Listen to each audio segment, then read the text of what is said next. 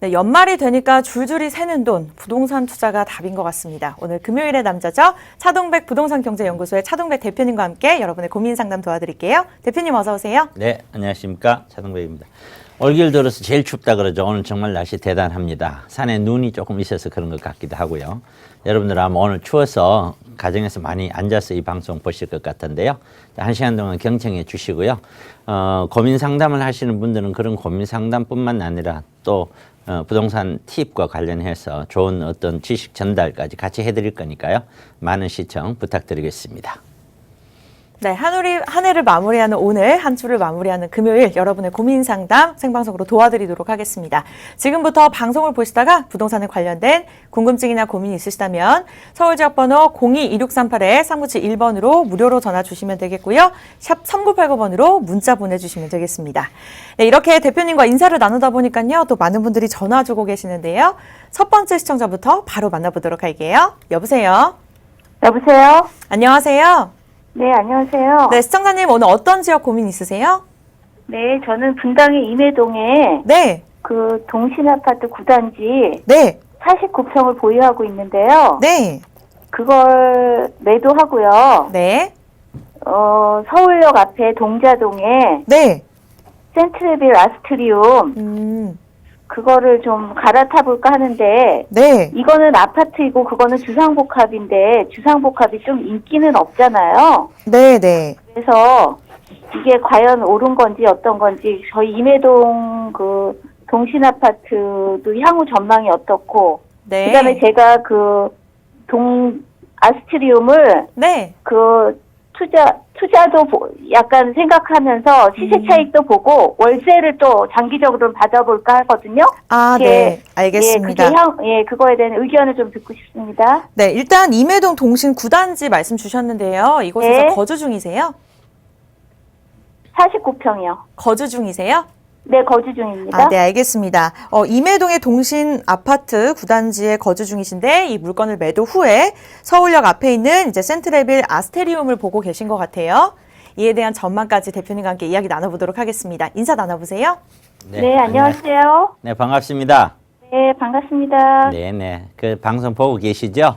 네, 네, 감사합니다. 네, 좋습니다. 네, 텔레비전 소리는 어쨌든 끄시는 거 아실 거고요. 네, 자, 동신 아파트부터 한번 살펴보죠. 네, 동신 아파트는 지리적인 그냥 맨 처음에 입지를 볼게요. 네, 입지를 보면 잘 아시다시피 그 분당선 역세권에 위치하고 있고요. 네, 그다음에 또 이렇게 판교에서 여주까지 이어가는 경기 노선까지도 같이 교차를 하고 있는 바로 그 더블 역세권이라고 볼 수가 있겠죠. 네, 네. 네, 이 더블 역세권이라는 의미에서 교통은 원활하게 좋다. 서울의 접근도 좋고요. 이런 거는 네. 장점으로 볼 수가 있겠습니다. 네, 그다음에 두 번째는 기본 역세권이니만큼 얘가 92년도에 지어졌는데 네, 이것도 신도시 때가 다 마찬가지예요. 얘가 이제 앞으로 한 4년 더 지나면은 30년 되잖아요. 네, 네, 그럼 이제 재건축 기한에 들어가요. 그렇죠? 네, 네. 그렇긴 하지만 예, 재건축 기한에 들어가는데 재건축 기한에 들어갔었을 때 기존 그 분당이라든가 네. 일산이라든가 중동 3번 평촌 같은 이 5대 신도시는 사실상 재건축에 대한 사업성 자체가 거의 안 나와요. 네, 네, 재건축에 대한 어떤 기대감을 할 수가 없을 만큼 이미 많이 지어졌다는 뜻이에요. 네, 네, 예, 그런데 우리가 요즘 재건축은 이런 겁니다. 정비 사업을 해서 재건축을 하게 되면은 재건축의 핵심은 주거 시설이거든요. 네, 그렇기 때문에 그 안에 상업 시설을 많이 넣을 수가 없어요, 법적으로도. 네, 네, 그런데 서울에서는 지금 어떤 그 흐름이 있냐면은요. 서울시 안에서 특히 여의도 같은 데가 그런데 상업 지역과 덧붙여 있는 또는 역세권 가까이 있는 이런 지역이 재건축을 했었을 때 그 안에 상업 업무 시설을 충분히 좀 많이 넣으면은 사업성이 좋아질 수 있죠. 네, 네, 그렇죠. 그런 것들을 조금씩 가미하는 움직임이에요. 네, 그래야 정비 사업이 좀 수월하게 갈 수가 있기 때문에요. 그런 측면으로 본다면은 이 전체의 분당 지역 중에서 꽤 괜찮은 이 분당에서는 꽤 괜찮은 재건축 단지로 갈 수도 있다는 거예요. 그건 네. 그렇다가 아니고 그럴 수도 있다는 가능성을 갖고 있는 거예요. 네네. 그거는 이제 참고로 아시라고 제가 말씀을 드리는 거고요. 네. 네. 그래서 그런데 지금 이런 입지라든가 이런 것들은 네. 현재의 가격에 반영이 돼 있단 말이에요. 네, 반영이 이미. 돼 있다고요. 그렇죠. 자, 그런데 현재의 가격을 보면 이게 49평이란 말이에요. 네. 자, 이런 분당 쪽에 있는 49평 이상 50평대, 60평대는 가격이 08년 금융위기가 있었잖아요. 네네. 금융위기 가격 수준까지 올라왔으면 거의 맥시멈 올라온 거고요. 네. 거의 대다수가 금융위기 수준이 잘 안 돼요. 네네. 그렇죠. 그리고 매매가 자체도 그냥 거래 한두 건, 두세 건 때문에 금융위기 가격까지 왔지. 사실상의 힘은 자, 금융위기 이전에 뭐 어떤 A라는 분당 쪽에 있는 대형 평수가 9억이었다. 그러면 지금 9억이다. 이거는 한두 건 때문에 9억까지 가까이 온 거예요. 네. 이게 뭐 여러 건 9억이 일어나서 9억이 아니고요. 그렇기 때문에 네. 얘는 지금 예를 들어서 금융위기 수준 가까이 가격이 왔다 손 쳐도 그 가격에 내놓으면 팔리냐면 안 팔린다는 거예요. 그렇죠. 그럼 그 가격에서 상당히 밑으로 내려가도 지금은 안 쳐다본다는 거예요. 그건 무슨 얘기냐면은 추격 매수에 의해서 거의 과거 가격 가까이 회복했다. 이렇게 볼 수 있는 거예요. 네네. 그러므로 그거를 본 가격이다. 힘이 있는 가격이다. 이렇게 볼 수는 없다는 거예요. 네. 그러면은 현실적으로 보는 거는 아, 얘는 금융위기 수준도 아직까지 회복이 안 된 수준이다라고 보는 것이 맞아요. 네네. 그러면 상대적으로 다른 아파트에 비해서 네. 많이 손해를 본 꼴이죠. 10년 동안. 그죠? 그렇죠. 네. 그 이유가 어디에 있냐라는 거예요. 왜 그러냐라면은 그게 바로 대형 평수기 때문에 그런 거예요. 네네. 이 대형 평수는 알다시피 제가 방송에서도 여러 차례 얘기했지만 우리나라 그 가족 구성원이 혼자 사는 사람 1인 가구가 네. 서울만 하더라도 지금 약 한 29% 정도 돼요. 좀 더 잡으면 30% 되거든요. 네. 얘가 향후에 한 15년 정도 지나면은 약 한 38%까지 갈 거예요. 네. 이거는 선진국 추세고요. 우리나라도 이래요. 그러면은 한 15년 뒤에 서울에는 10명 중에 4명이 혼자 산다는 거예요. 아, 네네. 그리고 OECD 국가들 중에 우리나라가 출산율이 거의 최하 수준인데 2명당 아기를 1.2명을 낳아요. 네. 자, 그러면은 1, 2인 가구 이것이 우리나라의 주력 가구로 지금 변해가고 있다는 거죠. 급격하게. 네네. 네네. 그럼 당연히 대형 평수에 들어서 살 사람은 없겠죠. 그렇죠. 대형 평수가 소형보다 더 가격이 싸다면 모를까? 그럴 수는 없잖아요. 그렇죠. 예. 그러니까 결국에는 그만큼 얘는 수요가 물건이 나쁘다는 게 아니라 수요 자체가 계속 떨어지는 거예요. 앞으로도 더 떨어질 거란 말이에요. 고로 이 물건 하나만 놓고 보더라도 얘는 투자 물건으로서는 적합하지 않은 거예요. 이미. 그래서 서울역에 있는 걸 가든 안 가든 이 물건은 갖고 계시면 안 되는 걸로 되는 거예요. 일단 네. 그렇게 제가 분석을 해드리고요. 네. 그 다음에 이제 우리 서울역에 있는 걸 한번 보자고요. 네. 자, 서울역에는 이제 동부 센트럴빌이라고 그랬죠? 네네. 네, 그거는 바로 동자동에 있는 특별계획구역 바로 이쪽에 있는 건데요. 좀 더 지도를 키워서 제가 설명을 해드릴게요. 자, 이렇게 보면은 용산 지도가 이제 다 나온 거예요. 자, 용산 지도가 뭐냐면은 자, 여기가 용산인데요. 여기죠. 녹사평 삼각지 있고 여기 서울역이고 지금 이렇게 그린 요 동자동이 여기 특별계획구역이고요. 네. 여기는 한남 뉴타운이에요. 네. 한남 뉴타운 돼 있고 요거는 이천동에 있는 재건축 단지고요. 여기가 네. 용산 국제업무지구 중심으로 한 개발 계획들이고요. 그리고 용산 역을 중심으로 한 지구 단위 계획이 이렇게 수립이 돼 있어요. 이런 정도가 용산에 대한 개발에 대한 밑그림이에요. 그 중에서 요 위쪽에 이미 개발이 된 주상복합이란 말이에요. 네. 자, 요거는 어떻게 봤냐면 여기가 얘도 지금 보신 평수가 그리 몇 평 보셨죠? 작은 거 안 보셨을 것 같아요. 이쪽이 좀 거기 이제 중대형이 39평, 많으니까요. 실평수가 39평. 실평수 39평이면 이것 역시 완전 대형이라고 볼 수는 없지만 중대형이에요. 그렇죠? 그렇죠. 예, 예. 자, 중대형이라면은 통상적으로 자, 네. 우리 30평대 아파트 같으면 실평수가 25평이죠. 네. 자, 실평수 25평 아파트가 마포에 있다. 네. 마포에 있다. 그러면 지금 호가가 얼마 가냐면은 12억, 13억 넘거든요. 네. 그러면 송파에 있다. 당연히 그 이상을 가고요.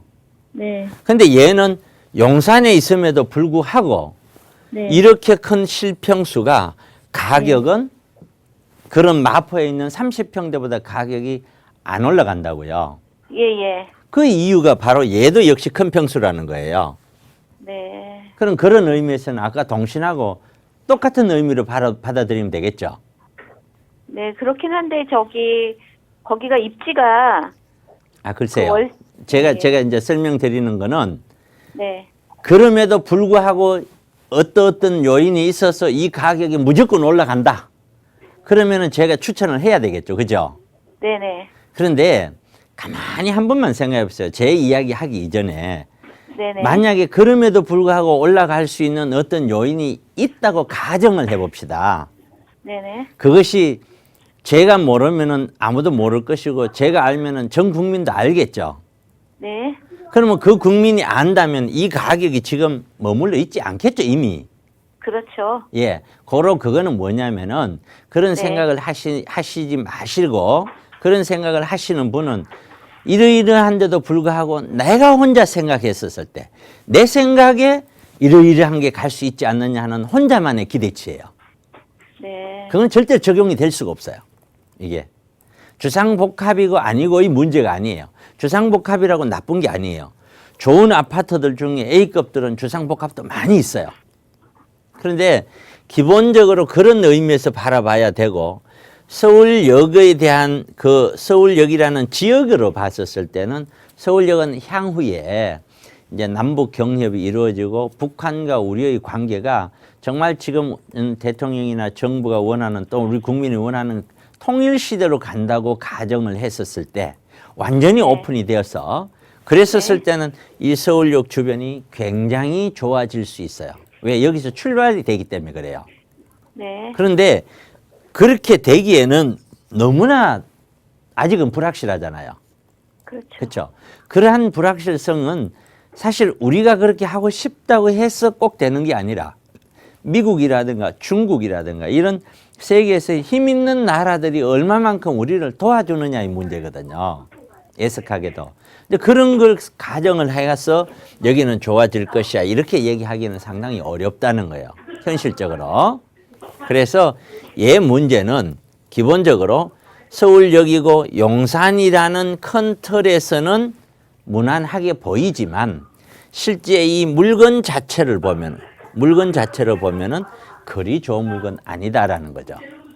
자, 그러면은 우리가 어떤 물건이 좋으냐 하면 물건을 떠나서 첫째, 지리적인 입지와 미래적인 이런요. 용산이면은 용산, 어디 뭐 강남이면 강남 이런 지리적 입지 여건과 플러스 거기에 따르는 이 물건까지 두 개가 다 좋았었을 때 좋다는 얘기예요. 예를 들어 그렇게 보기 때문에 이 지역으로 투자 물건으로 가는 거는 저는 적합하지 않다라고 보는 거예요. 그러면 제 생각은 어떠냐면은 지금 그걸 팔고 일로 이사를 하려고 하는 거죠.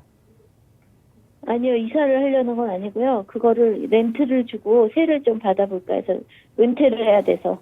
아, 여기 동부 센트럴빌을 렌트를 주고 그러니까 거기를 월세를 좀 받을 목적으로 그러니까요. 구입하려는 거죠. 동부 센트럴빌을 예, 사서 예. 월세를 받겠다는 얘기죠.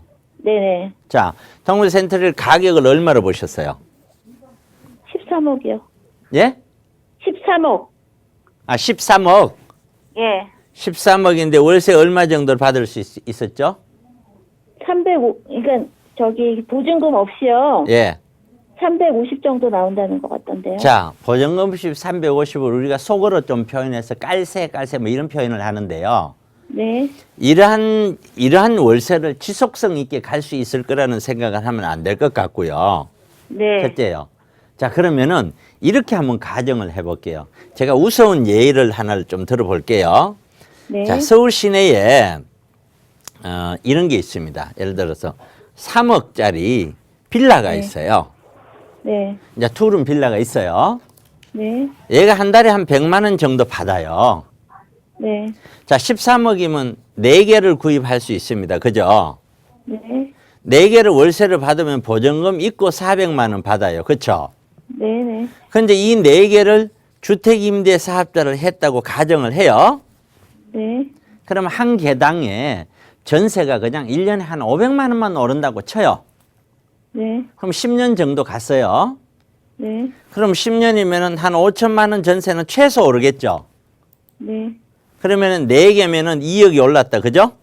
네.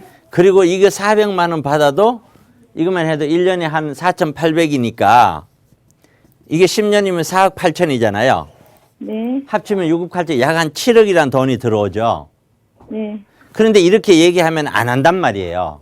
왜 안 하냐면은 빌라거든요. 네. 그런데 제가 왜 이걸 얘기를 드냐면은 부동산을 바라볼 때 어떤 뭐라고 할까요? 외골수적인 생각이랄까요? 이런 편파된 생각으로 부동산을 바라보면 안 돼요. 저라면은 만약에 여기 있는 동부 센트럴빌 13억짜리 할래, 여기 있는 빌라 4개 하면 저는 볼 것도 없이 저는 빌라 4개를 해요. 저는 이걸 예를 들어준 건 이것이 좋으니까 빌라를 사라 이 뜻이 아니에요. 생각을 조금만 내려놓으시고 얼마든지 다른 형태의 투자가 이렇게 많이 있다는 거예요. 그러니까 제 개인적인 생각은 최종 결론은 둘 다 아니다. 월세를 받더라도 아니다. 얘는 13억이라는 돈을 갖고 월세를 받는 것이 목적이 되어서는 안 된다. 반드시 시세 차익이라는 것이 나와야 된다. 그렇다면은 13억의 돈 갖고 움직인다면 저라면은 월세 나오는 거는 월세대로 사고 또 시세 차익 나온 건 시세 차익대로 다른 형태로 투자를 할 거예요. 거기까지가 제 의견입니다. 자, 네. 그렇게 네, 말씀드릴게요. 감사합니다. 네.